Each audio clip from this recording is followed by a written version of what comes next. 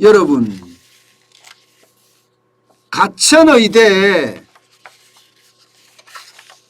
교수가 지금 절망적 예언을 했습니다. 정재훈 예방의학교실의 교수인데요. 이 정재훈 교수는요, 그 어느 때보다 절망적인 예언을 했습니다.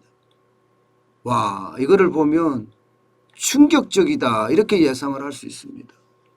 내년 여름에 하루 확진자가 2만 5천 명 정도 발생할 것으로 예측된다고 아예 적시를 했습니다. 내년 여름에. 이렇게 되면 의료체계가 감당하기 어려운 수준으로 늘어난다. 때문에 지금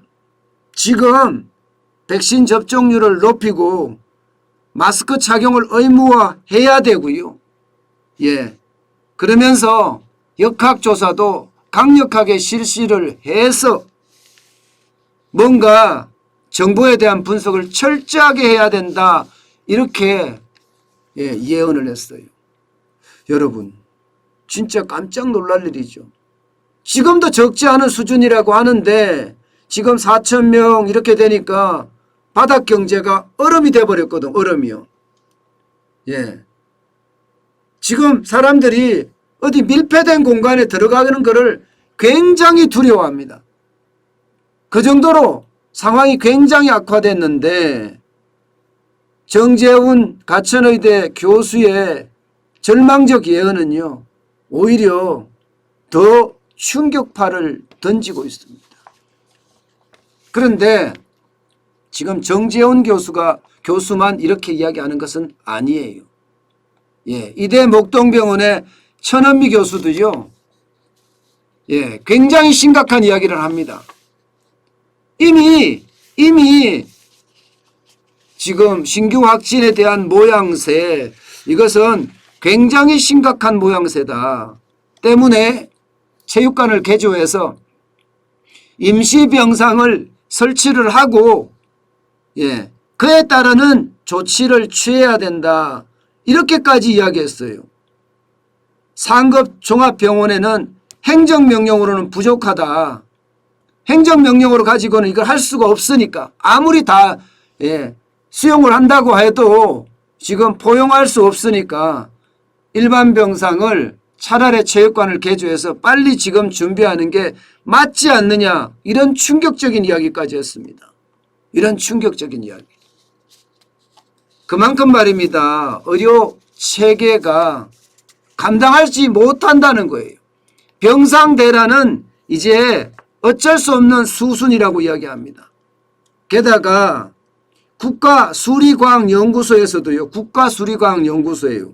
다음 달 중순, 그러니까 12월 중순이 되면 최대 6천 명까지도 넘을 것으로 그렇게 전망하고 있습니다. 6천 명까지도. 그러니 이게 엄청 심각해진다는 거 아니겠습니다. 천은미 교수도 다음 주면 4천 명, 5천 명은 우습게 간다는 거예요. 4천 명, 5천 명. 지금 4천 명이잖아요. 4천 명이 일상화되고요. 5천 명까지도 간다는 겁니다. 심지어 여러분도 알다시피 민주노총이 또 여의도에서 걸기대회를 했잖아요. 9천 명이 참석을 했답니다. 9천 명이. 민주노총에서 오는 사람들이 전국에서 모일 거 아니에요. 전국에서. 또 이들이 전국으로 가면 전국으로 다 확산시키는 거예요. 또 다 확산시키는 거예요. 그러니 전문가들의 신규 확진이 절망적으로 늘어난다는 이야기, 이것은요 여러분 이제 현실이 되고 있습니다. 점점 신규 확진은 많아질 것으로 그렇게 이야기해요. 오죽했으면 체육관을 개조해서 임시병상을 만들어라 이렇게 이야기하고, 내년 여름에는 2만 5천 명이 될 테니까 그때를 준비해야 된다 이렇게까지 이야기할까요? 그만큼 말입니다. 여러분, 현재가 상황이 굉장히 심각하다는 뜻입니다. 여러분, 어제만 하더라도 4,068명이에요. 엄청나게 늘어났습니다. 게다가 11월 24일 날은 4,115 4,115명이나 됐잖아요. 4,115명. 그렇다고 이게 줄 거냐? 지금 줄어들 기미는 보이지 않습니다. 계속 늘어나고 있는 실정이에요. 예, 계속. 4,000명에서 더 늘어나면 늘어났지 줄어들지는 않겠다 이런 생각이 들어요. 어제도 말입니다. 어제도 지금 9시까지만 보더라도 3,300명이 넘었거든요. 3,300명이. 그러면 오늘도 말입니다. 이게 4,000명에 안 갈지는 모르겠지만 4,000명에 육박할 거다 이런 예상이 지금 가능하게 됩니다. 그것은요 앞으로 우리 코로나가 우리 국민 생활에 굉장히 충격을 줄 수도 있다는 뜻이에요. 그만큼 사망자가 엄청나게 늘어납니다. 사망자가. 여러분 사망자가 어제만 하더라도 52명이 52명. 하루 사망자가 최고치입니다. 52명이면요. 여러분 이게 엄청나게 하루에요. 하루 사망자가 52명이에요. 엄청나다는 거예요. 엄청나다는 거. 하루 사망자가 이렇게 된다는 건. 그런데 문제는 여기서 끝나지 않는다는 게 문제입니다. 위중증 환자가 점점 더 많이 늘어나요. 위중증 환자가. 위중증 환자가 27일 기준으로 634명입니다. 634명. 634명이니까 사망자는 더 많이 나올 수밖에 없다는 결론이 생깁니다. 여기에다가 병상 대기자는 이제 1,300명이 넘어서서요.